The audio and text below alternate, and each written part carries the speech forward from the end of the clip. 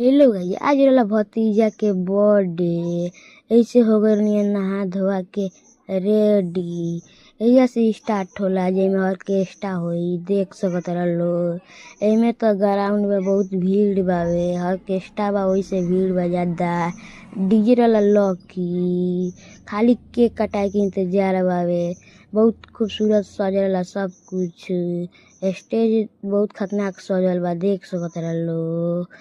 कटलो साहे भतीजा केक आ धीरे धीरे सब केहू के खियावतला, देख सकतारा लोग। अब होके जा रहल बावे ऑर्केस्ट्रा, कुछ देर में होई।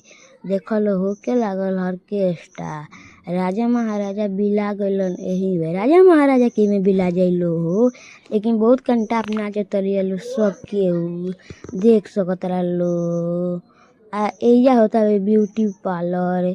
केकरा केकरा ब्यूटी पार्लर करवाए के बावे कमेंट में बताइए लो, देख सकतारा लो। ब्यूटी पार्लर होता हई, देखलो इधर पुल्हावतारा सन 500 में कहतारी सन की ना ना देखा दे पुल्हावतारा सन ना आइला सन तो आ गइला सन। तारा लोग के अच्छा लागल तो आईडी के फॉलो कर दियो लो सन के ब्लॉग देखे खातिर।